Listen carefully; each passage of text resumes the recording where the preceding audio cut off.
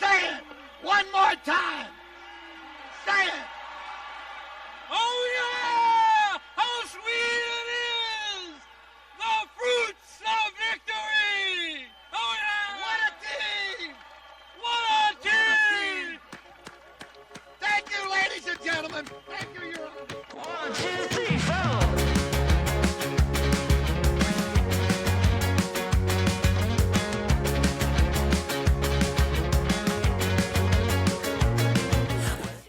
Welcome to the RTD Sports Podcast. I'm Matthew Kiewit. I'm here today with Savannah Rieger and Audrey Pachuta. We don't have much by way of structure, I guess, today. We're just going to kind of rip through our trending topics and see where that takes us. You may or may not realize or care that we're recording on Tuesday and probably releasing the pod on Wednesday this week, even though I promised over and over again they'd be out every Monday. So I just want to address that off the top. Basically, I found myself kind of crippled with anxiety putting these things out on Monday, and I couldn't figure out why until I realized they were really rushed on my end, especially in post-production. And so, to make a long story short, I was putting out something that I didn't really love, I guess, and just for the sake of, meeting this benchmark given to me through a suggestion through ChatGPT when I asked it, what are the best times to post a podcast? And so, I really didn't need to put myself through that just to meet this deadline given to me by a robot, based on the best times for AI chatbots to argue in the comments. No, you let the robots win. So I am going to do what makes us happy. And I'm going to put out something that we like and that we are proud of. And if it's going to grow, I'd like it to grow that way instead of the other way. So without further ado, we have a few things to get to in terms of RTD sports stories. We were off last week. I was taking care of some technical things. And since we last recorded, Audrey, our intrepid newsroom intern from University of Northwestern, attended a City Stadium watch party for the World Cup that's going on. You may have heard of it. And she wrote about it. You can see that on richmond.com. But Audrey, why don't you tell us about what you saw and who you talked to?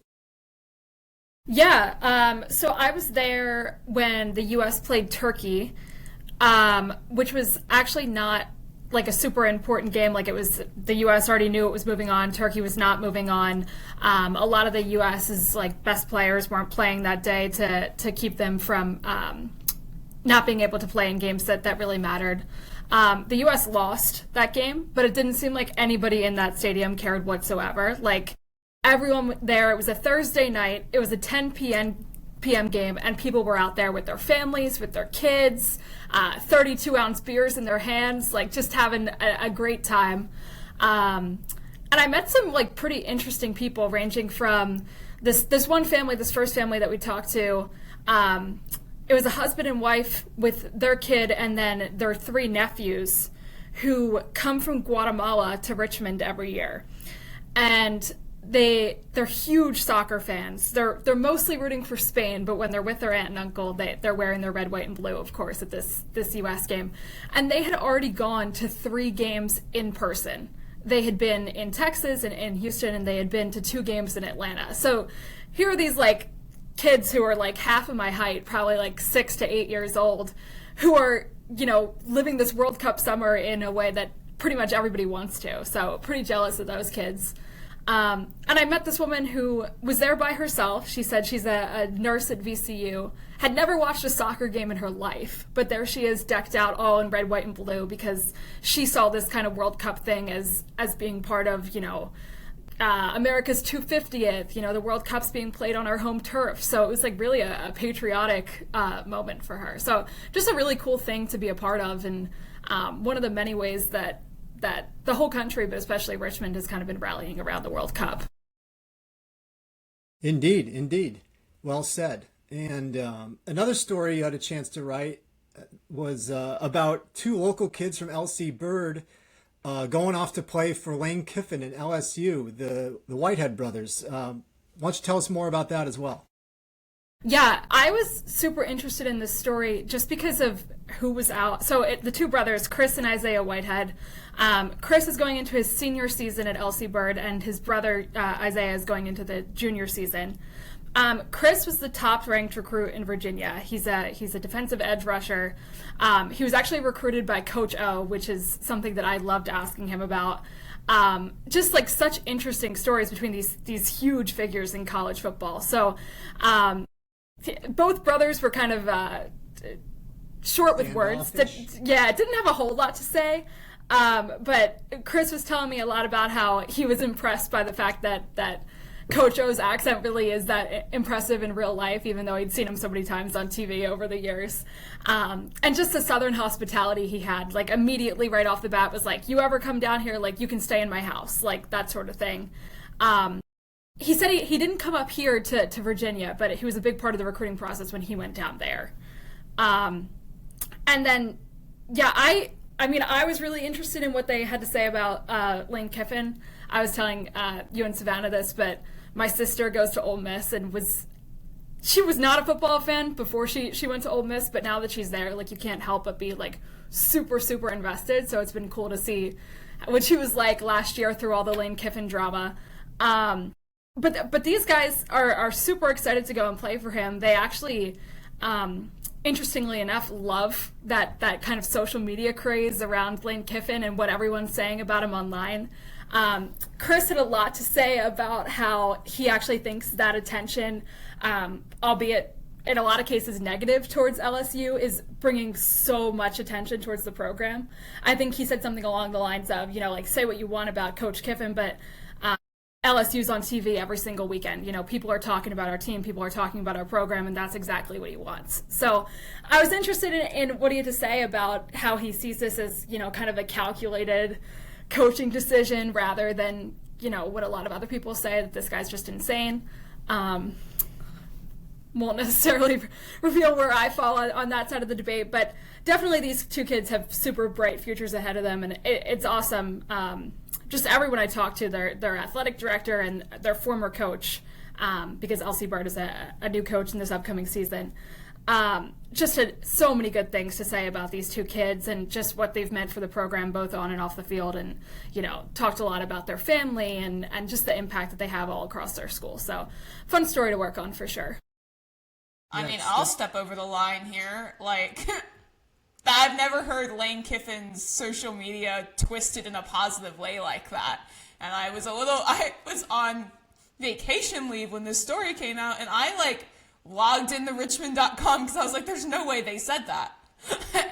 And, I've never heard of that, but I get, you know what, and I mean, yeah, LSU's on TV every week because they won the national title in the 2019-2020 season and are a premier SEC program. So, I mean, that's an interesting way for Chris to take it, but hey, listen, whatever sells, sells. And I wish Coach O came and watched LC Bird play football. That would have been just a joy to see live. Yeah, I was really impressed that's where Chris came down on the Lane Kiffin thing, just because I didn't even ask him anything about, what had happened over the last year or so itself. I was just like, what about Coach Lane, made you want to go down there and play for him? And he went with that, right away. It wasn't he's a good time, or I like this about his coaching style, or it was immediately jumping into kind of the fanfare that's around him. So I thought that was super interesting. I liked how, Chris mentioned he thought he would go Virginia Tech and James Franklin. And when we had Damien on the show talking Virginia Tech recruiting, he thought Franklin had a pretty good shot at landing him, but said something about standing on that field in Death Valley made him realize he had to be there. So yeah, well, the stuff with James Franklin and his recruiting was actually super interesting because I think it was his former coach Matt Bland had told me that Penn State, back when Franklin was there, was kind of the first like big school to put an offer out to Chris Whitehead. And so it was kind of that first like big name that had come to watch him play at LC Bird and had shown interest and that sort of thing. So for him to kind of still have that in the back of his mind and kind of be expecting that Virginia Tech was going to be his first official visit, and then LSU got him to go down first. It was kind of an interesting story about just that through line all this time with James Franklin and Virginia Tech. The Virginia ties from Franklin have always been really strong, and when he came to Tech, the influx of recruits we had flip from wherever they were to Virginia Tech was just out of this world. It was at least 7, 8, or 9 of them all flipped within a week. It was ridiculous. We had a chance to meet Franklin actually at the All Metro football banquet. And wow. Speaking of All Metro, you can head to richmond.com over the next couple of days. We got some more teams coming out. I believe what have we rolled out so far? Baseball and a soccer team? Tennis, I'm sorry. Boys and girls tennis. And then coming up this week, we got boys and girls track and some soccer. And so Savannah and Audrey have been working diligently on those teams. And have there been any curveballs or maybe some decisions that have kept you up at night? Lacrosse always keeps me up at night. Lacrosse is not easy this year. It never is, but it really doesn't feel easy this year. Outside the Player of the Years, which we finished up all those interviews Tuesday, so those are all taken care of. But those Player of the Year, those first teams are so hard to pick. They're all so even, and I mean, I'm still making decisions, and it's mid-July. That's how hard. We have such strong. We have very strong public schools and private schools. And correct me if I'm wrong, but there's not a ton of head-to-head or crossover opponents at times. Yeah, with lacrosse, yeah. Some schools do more than others. Collegiate did a little more public school crossover than St. Christopher's did this year. And it's those coaches we talk to a lot too that are like, hey, you actually did see both. Can you just tell me what you thought or anything like that? Softball's not easy this year either. We had so many teams go really far. And again, I'm still making decisions on that front. I would like everyone to hear it from me now on the RTD Sports Pod that I am trying my best to get the correct teams in order. So we are trying to make sure the correct people are there, but there are some really tough decisions we have to make at the end of the day. Not everyone can be first team. Not everyone can be first team. I mean, I wasn't the one really making the decisions for boys soccer, but I think that one's especially interesting considering the private schools play in the fall and the public school boys play in the spring. So that's like an especially difficult comparison, I feel like, to make. It's like there's no way to even know how they stack up. Yeah.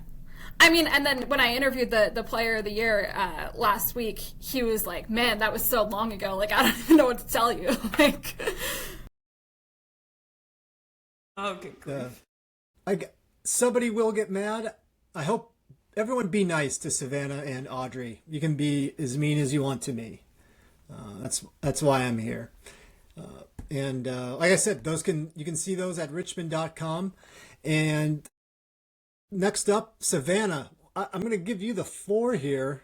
You mentioned it. You're on vacation, and you almost didn't come back. Yeah, I think I'm back now. I don't think I was really here for a week in my head mentally.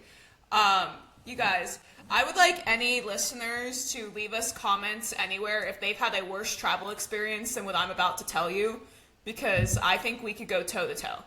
RTD Sports Podcast at timesdispatch.com with your travel horror stories. Yeah, tell me. I want to hear them so that I feel better about mine.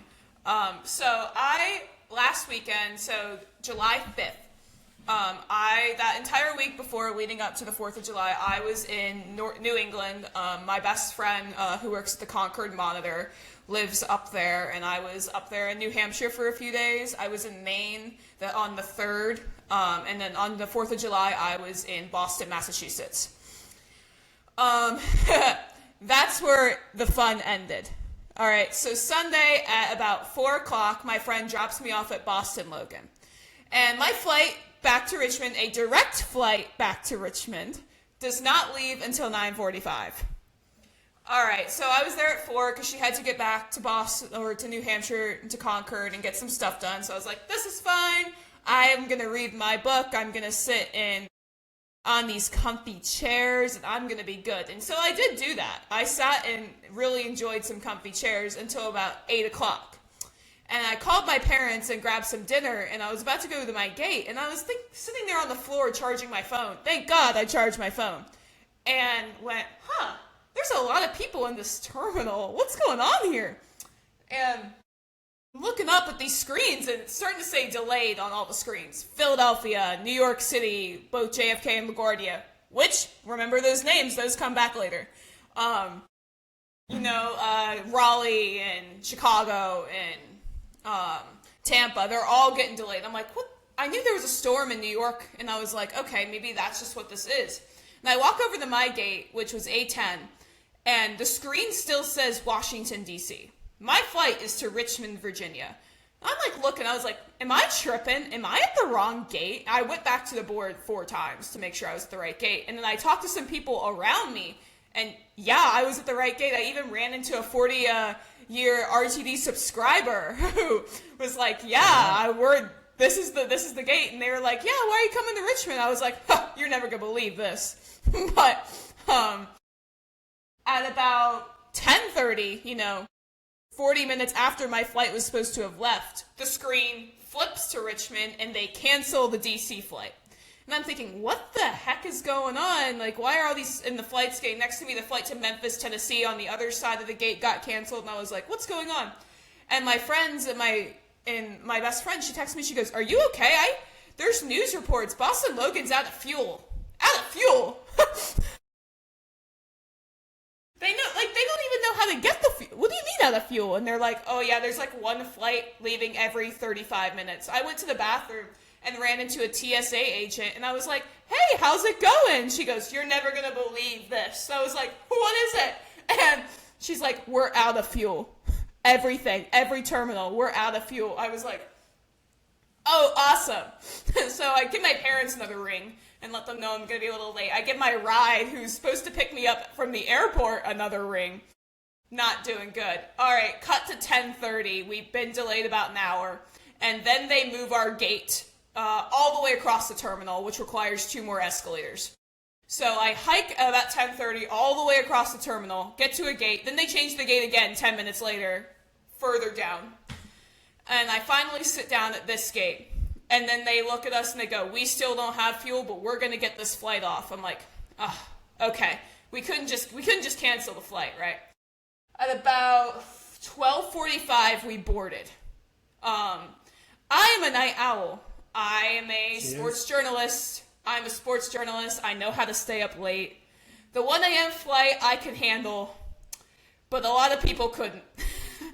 And I was the one sitting there watching to make sure all of our luggage even got on. We take off at 1 a.m. ballpark, maybe more like 1:15. I'm like, all right, this is fine. It's 2 hours. I'll be back in Richmond. It'll be a late night. I'll go to sleep around 3, later than I want to, but it's okay. I'm off on Monday. I took off. And at 2:45, the pilot gets on the intercom. And he goes, so folks, we had some change in plans. There's too many planes in Richmond. So we're actually going to turn the plane around, and we're 30 minutes away from LaGuardia in New York City. I told you that would come back. And it's 2:45 in the morning. We got to Fredericksburg before they realized this. I'm like, oh, all right. And so I paid for the airport Wi-Fi and the airplane Wi-Fi and give my ride a ring. And I was like, go to bed. I'm going to be up all night in the airport. We land in LaGuardia at 3:30 in the morning. The Delta help desk does not open until 4. So I sprinted across the terminal to be one of the first people in line to that Delta help desk because there's no way there's going to be a lot of seats available coming out of Richmond. And I sprint over there. At about 4:45, I get rebooked to a 9:30 a.m. standby flight at JFK. So I now have to change airports after not sleeping. I'll be honest, everyone, I tried to understand the subway. Not on no sleep, not at 5:30 in the morning, not after I just forced the Delta people at baggage claim to open their office early so I could claim my own suitcase. All right, that's just didn't happen. I paid $67 for an Uber. And because there's a black car fee in New York City, I didn't know that until I looked at my Uber receipt. I didn't know that was a fee thing, but whatever. Ubered over to JFK 40 minutes later. Took another hour to get through the JFK security line the Monday after a holiday at 6 o'clock in the morning. Finally got to my gate in JFK with my head bobbing. I couldn't even keep my headphones on. I was falling asleep in my chair. And then I was waiting standby. And so when they started boarding this flight, I'm just thinking, please, please, please let me on, let me on, let me on, because or else I'm going to be in the JFK airport till 9:30 p.m. Then I get up there. The agent's like, all right, we have 7 of you in standby and there's 4 seats. And she just starts calling names off.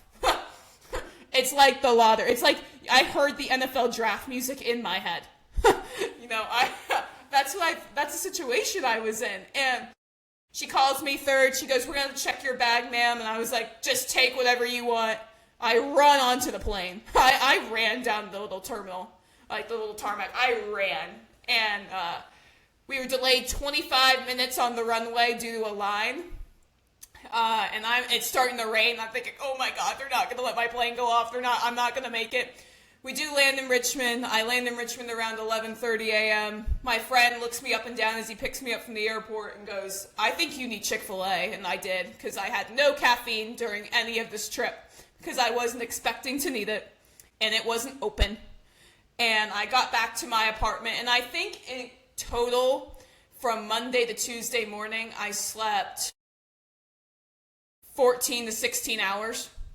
I haven't slept that well in a while. If you guys don't know me, sleep is not my best friend sometimes. I'm not great at getting to sleep, and that sleep was amazing. So, any of you would like to compare travel stories, or hey, any listeners that were on my Richmond flight, I know you guys well now. I can name off about 10 of you. Just let me know. Yeah, I've only had one travel day with multiple delays or cancellations, but I was able to get most of the way. I didn't have to. I've never done it overnight in an airport. Yeah. Don't recommend. I've had 2 days. I told you I had one where I boarded 2 planes in Philadelphia and they deboarded the plane, which I didn't know was something that could happen after you buckle in and the plane leaves the gate. You usually feel pretty good about your travel plans after that happens, but don't get your hopes up at that point, because they can always turn around and go back to the gate. That's why I was so anxious. Yeah, so I learned that, but that was back in COVID when plane things were bad all the time. And then last summer, I spent a night in the airport in Pittsburgh when I was trying to get to Madison, Wisconsin. But I'll never complain about either of those 2 things ever again after hearing Savannah's story, because that's far worse than anything I've ever dealt with. So I wasn't planning on the all-nighter. I would have prepared. I would have had a little more caffeine if I knew it. My dad was like, the best way to describe it is you are feeling jet-lagged from a direct flight from Boston to Richmond. Jet-lagged. There's no time zone change. And when I got home, I couldn't just go to bed. Or else I had work the next day. I had to kind of tough it out. It was a really tough situation. Yeah, it was really tough, I'll be honest. One of my bigger battles. So please, let me know if you have any worse stories so I can feel better about mine. I don't think... If we find someone worse, I'll be genuinely concerned. But... Right. I mean, I think, like, short of a plane crashing, it can't really get worse. Yeah. I just love that this wasn't even, like, weather-related. Yeah. Yeah. One That's time really I had incredible. to deboard I had the D board one time. I'm just remembering this now. I was a kid, and they discovered the plane had been struck by lightning, and had like some damage from a lightning strike, and we had to get a new plane. It low-key got hit by lightning. Yeah. I was like, what if they didn't notice that? I was thinking too, when they had to turn us around and go to New York City, I was like, all right, we barely had enough fuel to get to Richmond, apparently. What do you mean we now have to use more fuel to get back to New York City? Jesus. I was not feeling good about my odds. I mean, you would have been better off running out of fuel, because then they could use an emergency, regional airport. They could have gone to like Chesterfield and done an emergency landing in Chesterfield. 3 a.m. they would have been like, you guys remember the little the little pamphlet we addressed at the beginning of the flight at 1 a.m.? No. No, I don't, ma'am. And at the end of it, Delta had to be like, thank you for flying. Please fly again. Please respond to our customer survey. I was like, oh, I would love to get my hands on that customer survey. But yeah, that's my travel story. Delta's usually pretty dependable in my experience, but Whew. we probably don't see it the same way. Hard pivot here. Did MLB fix the home run derby? I think so. I mean, first of all, I was like glued to my chair watching that yesterday. Like, it was, I don't know why. I've always been someone who loved the home run derby, even with the various ways the rules have changed over the course of my relatively short life. I mean, I just feel like the rules were totally different. I think they changed in 2015, where they eliminated that format with the outs, where you used to get like, it was either 7 or 10 outs in like that format, and then they moved to the timed format. And then yesterday, where they introduced that new format where it's the first open round where you get 20 swings, and then in the semifinal and the final round it's 15 swings. I don't know, something about that format where like people couldn't take a timeout, you weren't looking at a clock. Like, I loved it. I don't know what you guys think, but I thought it worked out really well. I think it's maybe one of the best home run derbies I've ever seen, especially that end of it was fantastic. So yeah, I mean, my heyday as a kid watching home run derby was like the steroid era. So that was like, McGuire in Fenway, or Sammy Sosa McGuire, I don't think, he did not win it that year. He just had that crazy round. I think Griffey won that. But then Sammy Sosa at, was it Miller, in Milwaukee, where he had those like crazy 500-foot home runs to center. I kind of remember Griffey in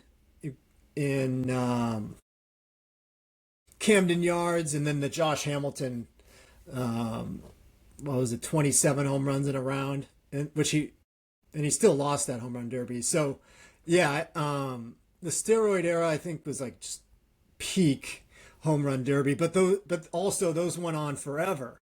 I think part of the reason people don't remember who won some of those home run derbies is they're like 5 hours long, and so nobody remembers that Justin Morneau actually beat Josh Hamilton. So, well, I know it wasn't even until I think 91 that they started even televising this, which is kind of crazy to think about because it's one of the most viewed MLB events of the year now.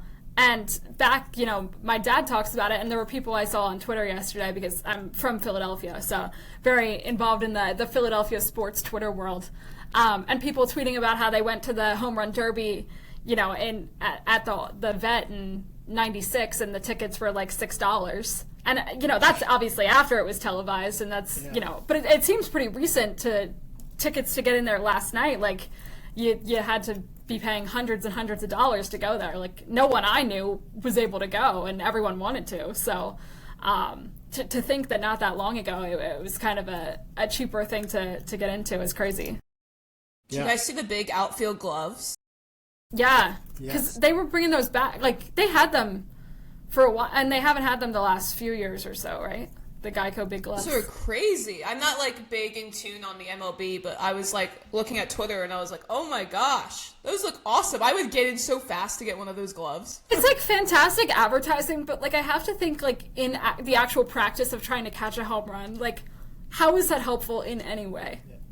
Because like a tiny little baseball in that giant glove that's like bigger than my whole upper body here, like Probably it would not. fall right out, right? Yeah. In Philly, a place notably known for fans to handle things well and not fight each other for things. One guy who was trying to catch a fly ball got showered with booze because for not getting to a routine fly ball. Yeah, even like some of those people in the outfield were like teenagers, I think, and they're like booing like teenage girls for not catching the best hitters in the MLB hitting fly balls. But I actually, as someone I'm not a Philly sports fan, but I've grown up going to Philly sports events, which is a terrible position to be in because here I am at 6 years old. I used to be a San Diego Padres fan. My dad's taken me down to Citizens Bank Park to watch the Padres play the Phillies, and I walk in and were you your dad's shield? That's genius on his part. I mean, throw stuff at him if he has his daughter with him. See, you would in any other city you'd think that'd be true, but that's not going to stop a person in Philadelphia. Yeah, it's really testing their limits. But I will say I was impressed with some of the behavior by Philadelphia fans yesterday, specifically the ones that were sitting behind Jordan Walker, who's the guy who won from the Cardinals, young guy who, it's like a little off topic here, but it's the greatest story that he won $1 million winning that last night, and that's bigger than his salary per year. That's just an awesome story to hear. 799,400. I think we both wrote that down. Yeah.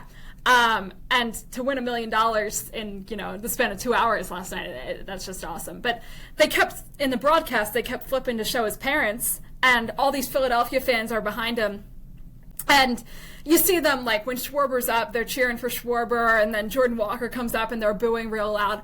But when it gets to the end, and Jordan Walker gets those 6 consecutive home runs, goes into that, the bonus balls that you get when you hit the magenta ball to end the round, they just changed their tune and started cheering for the guy, which is something that I would not expect in Philadelphia. And then obviously the parents are there and they're celebrating, and all the Philadelphia fans around them are giving them high fives. It was kind of a unique moment of solidarity with outside fans that I don't frequently see in Philadelphia. So that was nice to see.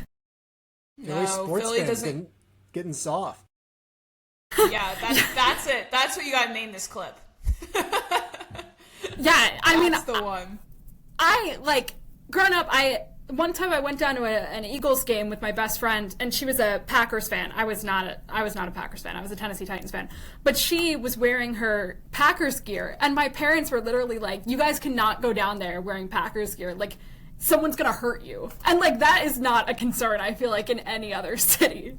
I've been to other cities, when I was a Tennessee fan. I'm all Chicago sports now, as you can see by my hat. But back in the day, I was a Tennessee fan, and I went to the AFC Championship in Kansas City, and people, were like, "Oh, I hope you enjoy the game," even though I was wearing other fans' merch. But in Philadelphia, I was 6 years old in my San Diego Padres merch, and there was a 40-year-old man cursing at me. It's really there's not enough words to describe just how crazy it is.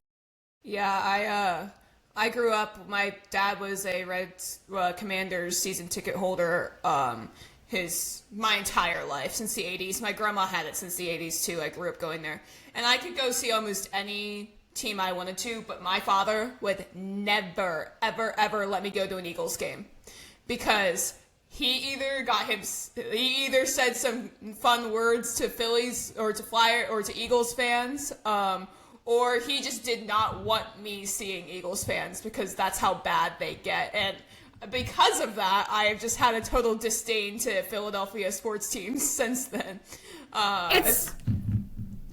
Even the Flyers, I've gone to Caps Flyers games. Flyers fans are nasty too.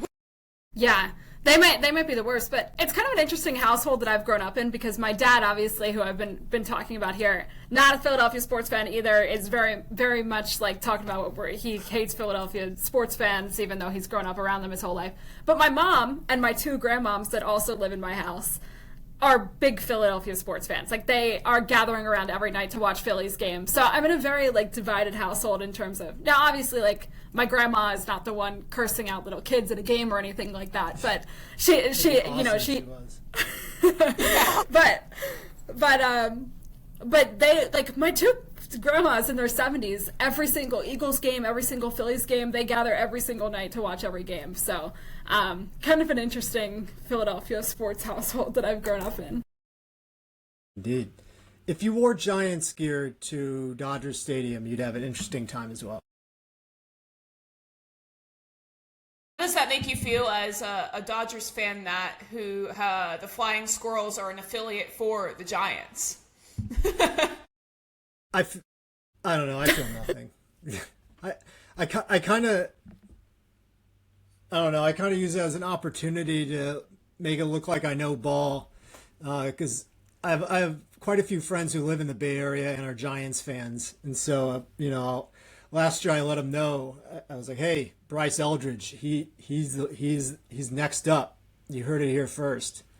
And anyone from Virginia could, has probably heard of Bryce Eldridge at some point, but no one on the West Coast had heard of him yet. So they all think I'm some kind of they all think I'm really in the weeds, just grinding and figuring out who's next up.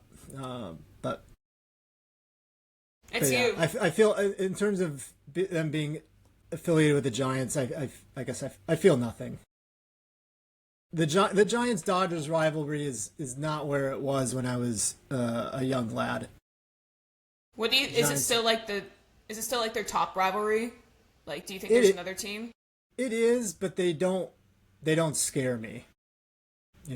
I hate them the most, but I'm not like concerned they're gonna win the World Series like I was in like the 2010s. So. Yes, it's how I felt about the Pittsburgh Penguins against the Capitals. Yeah. And then then there's the Padres, who are just like, the living embodiment of little brother energy. See, like, a couple years ago when I was still a Padres fan, that comment would have bothered me, but I fully switched before baseball season this year and declared my allegiance for the Cubs, the Bears, the Bulls, and the Blackhawks. Just because which is a kind of a crazy decision to make, and honestly, I was having like an existential crisis the day I switched my sports teams, because I was like, I don't know, maybe Savannah, you'll probably agree with me on this, but like, to be like a girl who's like really interested in sports, like you probably constantly grew up like me with like guys being like, oh, you're a Commanders fan, name 8 players, name 10 players. Name 5 players on the offensive line. Yeah, like that sort of thing. So even though I am 21 years old now, and I'm beyond maybe some elementary school boys asking me those questions, like the idea that I could suddenly switch my teams felt like, maybe I was a fake sports fan or something. But the decision was just because I love Chicago. It's really the only city that I've ever, I grew up outside of Philadelphia. I'm not I don't feel really close to the city, but Chicago I'm in every day. I ride the train and the buses every day. I go to the sports bars with people and that sort of thing. And it really felt like that's I finally had a hometown group of teams to root for. So that was the reason for my switch, but was very hesitant to do so. Yeah, no, that's actually really valid, because I've gone through it. Oh, name five defensemen from 2005 to 2008. My brother on the phone with me every time makes me rattle off random names of random teams, and it's just I totally it's insane. I totally get it. But I'll be like, you want them in alphabetical order, or do you want them from their numerical order? Because I'll give them to you.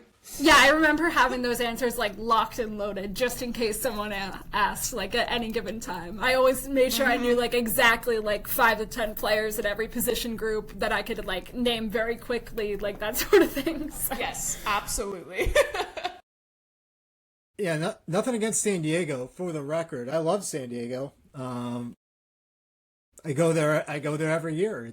I think it's one of the coolest cities in or regions, if you call, if you wrap in the northern counties, if you wrap that into what you call San Diego, I think it's one of the coolest spots to visit and hang out and go fishing. But their baseball organization is really cringe.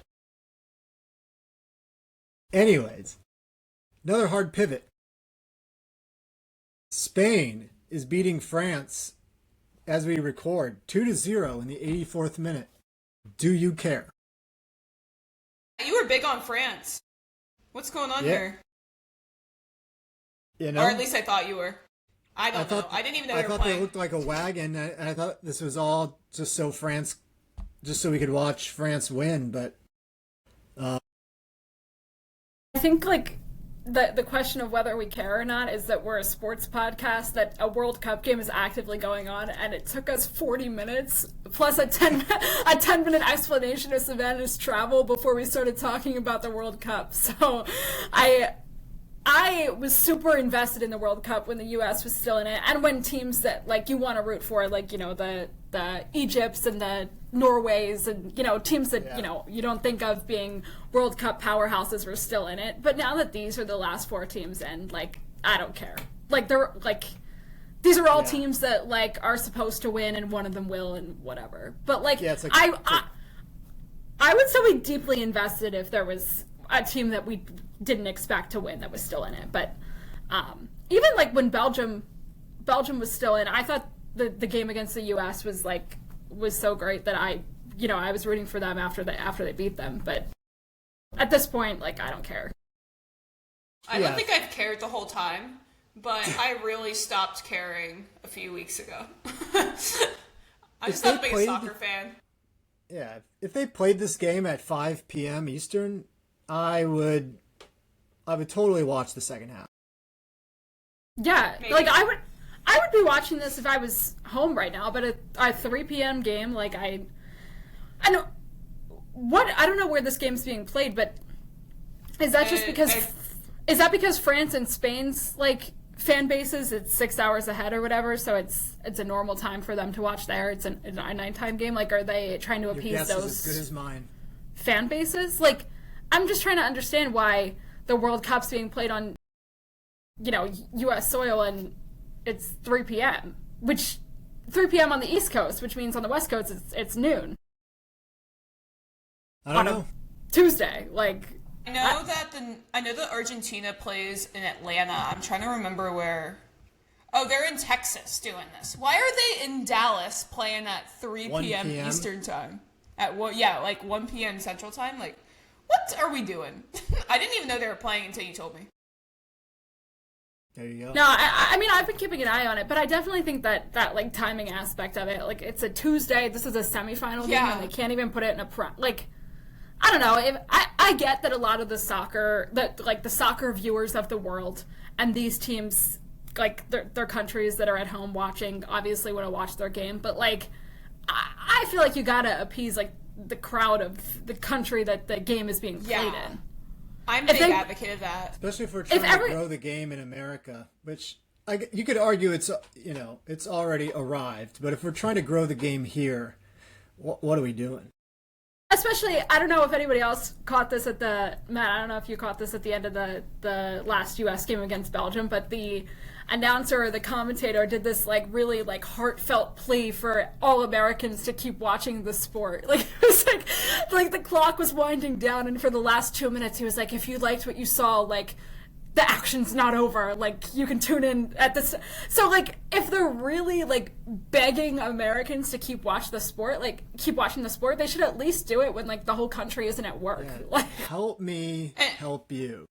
I'm sorry, when the Olympics take place on the other side of the globe, I have to conform my schedule to live events that are in their time. Why are we changing the schedule when it's actually in our time for once? I disagree with that. I guess we don't have like a super equitable comparison when it comes to like the Men's World Cup like this, like, because the U.S. has never advanced so far to like warrant them to play a time to appease our fans or whatever. But like, I kind of imagine that if this game was played like if the U.S. was playing at this level and it was elsewhere in the world, they would not be making it so that our fans could watch the game at the right time. Exactly like what you're saying. But yeah, I agree with that. Yeah. hard pivot here. There's been a viral video going around of this dude getting absolutely bodied by a bison in Yellowstone. That's exactly what our planning sheet says, is getting absolutely bodied. Have you guys seen this? At first I thought it was AI because the video is like such good quality. That's usually a giveaway to me when it's, a guy, person filming a video. They just happen to be there, but the video is like really good quality. Like, Yeah. That kind of makes me suspicious, but apparently it's like an independent, professional photographer named Mike McLeod, I believe. Sidebar, like, I think a third of the population in Montana is named McLeod, or McLeod, and another third is named Hanson. You would know. Yeah. And so, as much as I wanted to be mean and make jokes about this old man, the more I read about it, the more it seems like he was just in the wrong place at the wrong time. He was out of his car, and I don't know why. I'm not sure if that was was that his car? Because it looked like, if you look in the surroundings of the video, which I've seen now probably 100 times, Yeah. It looks like there's like tents around, and which is what kind of surprised me about the video. Is I mean, obviously I didn't live in Montana like you, Matt, but I have been to Yellowstone and Glacier each, I think, like 3 or 4 times, and I feel like you don't usually see animals in places where there's a lot of people around, unless it's like a bear digging through a trash can at a campsite or something like that. But to see a bison like that so close to where people seem to be staying, that was surprising to me about the video. Yeah, I mean, I have camped at one spot where, I mean, this is just, again, this is a very small sample size. I've camped at this one place in Montana called Georgetown Lake, and there's this one moose that you'll see at this one campsite often. It seems pretty like okay with people. Like it doesn't get that close to people, but you'll see it around, basically is what I'm saying. But that's but yes, that is rare. Yeah, I mean, usually in these types of videos, you see the people doing something like really stupid, like they walk up to try to like pet the bison or something, and then they get themselves rammed. But in this video, like the guy, I mean, granted, as you were saying around the office here yesterday, you always stay in your car, don't get out of your car. Right. I think he made it in a campsite. So right, like I don't even know if that was his car. Like if he made the active choice to get out of a car that close to the bison, then he probably had it coming. If he's one of those guys, don't want the guy to get hurt, but like pulls over where there's no shoulder and like climbs out of his car and walks up to the bison, then then I would say fair game for letting jokes fly. But yeah, he kept the appropriate distance. You're supposed to be like 25 yards away, which the photographer who filmed it said he was.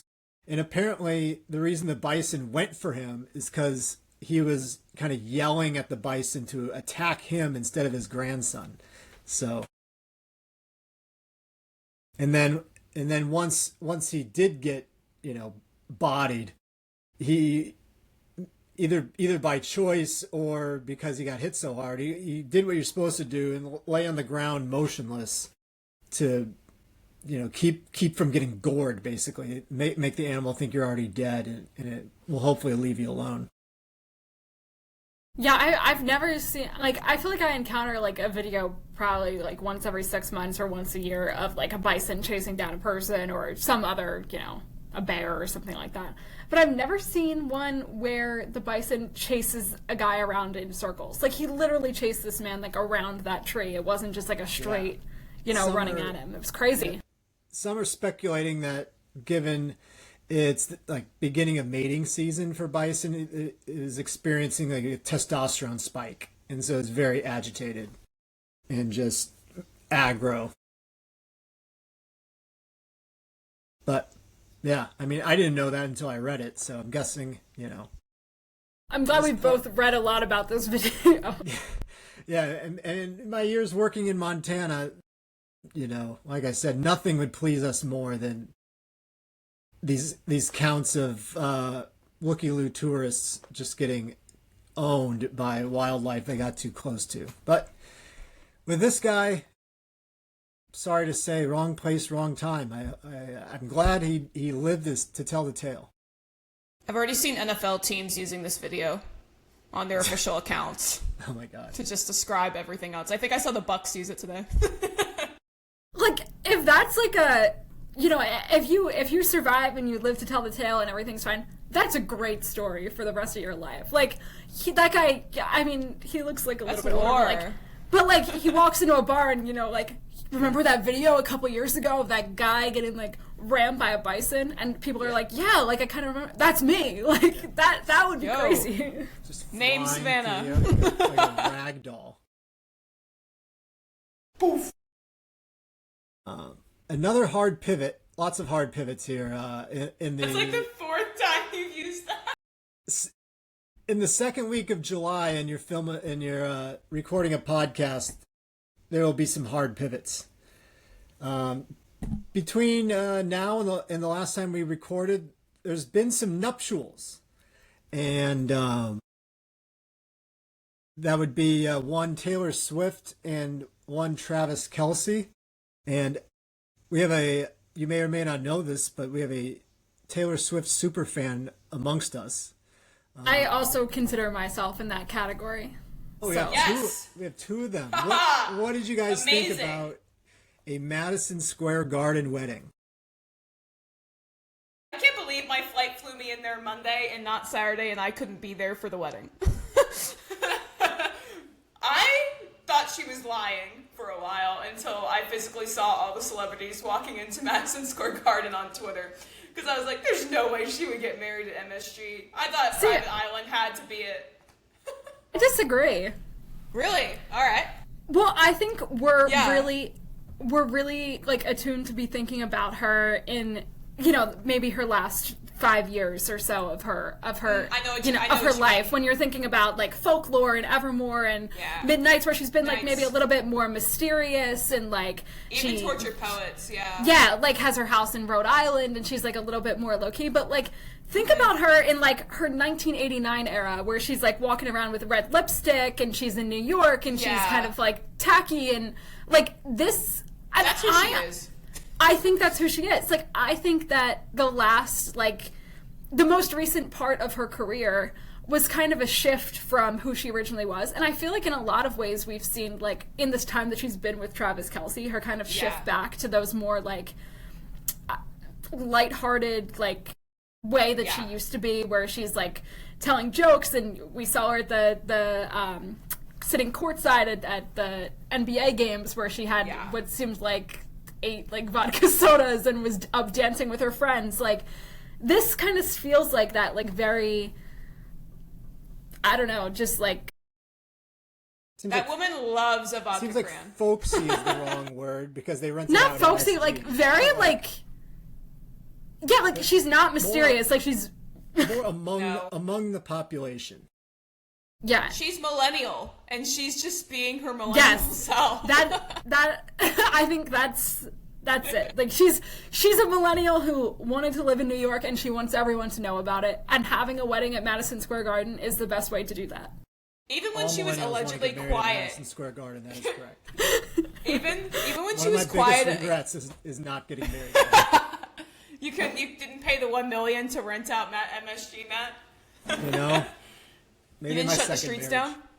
Well, it's interesting because those there were all those reports of how she wanted to get married in Rhode Island and she was going to pay off that other bride to do so. Like, if that was like a true story, then I don't know how you switch from like having this like, I don't know, more intimate wedding in Rhode Island to getting married at Madison Square Garden. Like, I don't know how that shift occurs, but everything about her is just voodoo.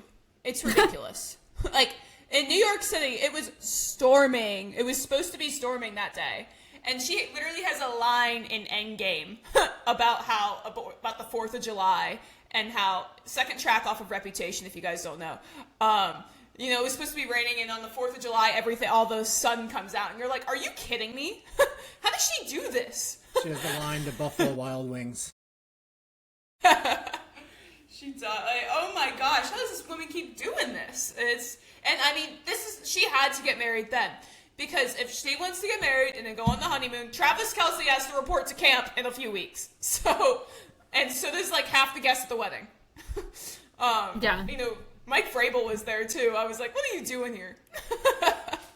Were there any surprises that you were like, wow, I can't believe I'm seeing photos of them going to Tay wedding? Benson Boone was funny. Yeah, I'm trying to think. I wonder, because obviously most of the pictures that circulated were like entertainment celebrities. Yeah. Like, I wish we got to see more of the athlete side of the wedding, of like who, and like, yeah, I feel like we didn't see a whole lot of that. Like, I wonder just who was there from. I don't know why I'm like, I know that they know other people outside of their industries or whatever, but I'm like thinking of like, when I picture the wedding in my head, it's like one side of the aisle is like every singer and actor in the world, and then the other side is like NFL like linebackers. Like the image of that is like, yeah. I saw photos from Baker, so Baker was there, and I saw photos from like the entire Chiefs. Obviously, the entire Chiefs team was there. And I saw Vrabel was there. I hope so. He had to be. There's no way he wasn't there. Yeah, like they had Adam Sandler officiate the wedding. It would have been funnier if it was Andy Reid. The opportunity was right there. That would have been crazy. He was there. He was. He had. I assumed he was, but yeah. According to page 6, he wore a custom black tuxedo and a red bow tie tailored by Peter's Clothiers. You heard it here first, folks. Breaking news. Man, I wish I could have seen that.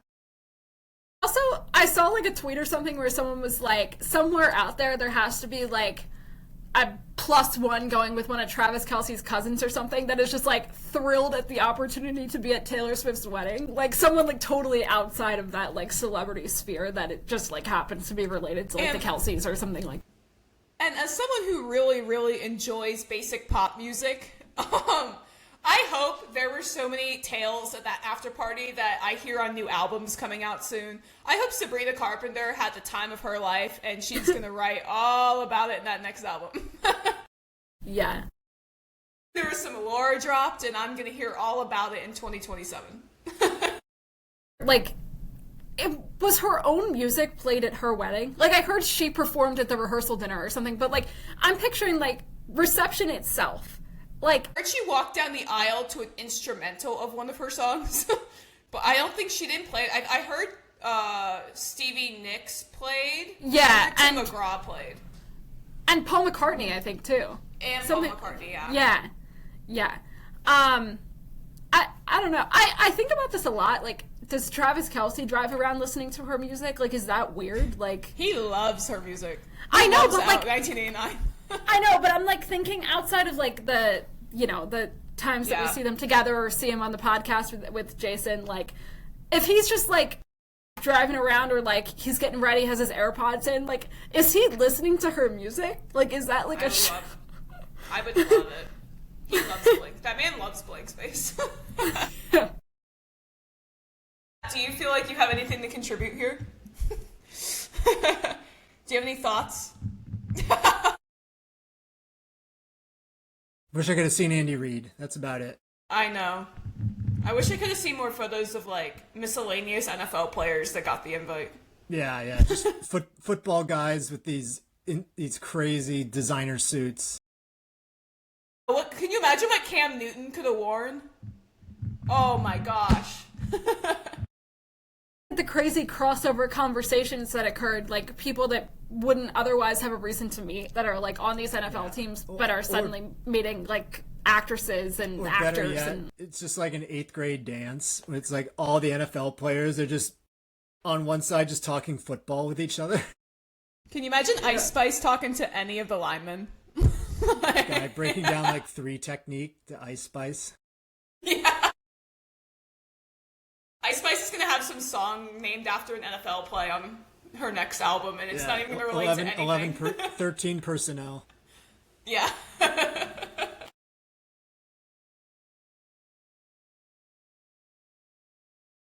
Well, gang, I'm going to put a bow on this one. We're getting up right on an hour, and I don't know if you can tell, I've had to dim my light little by little as we go because the sweat on my forehead is glimmering since I've had the air conditioning off in my home office this whole time because it's too loud, and I'm tapping out. That was a lovely pod. Thank you, Savannah Riegers. Thank you, Audrey Pachuta. Tune in next week. We'll have our next episode out probably Tuesday night or Wednesday morning whenever I get it in shape that I feel is presentable. Thanks for tuning in to the RTD Sports Podcast.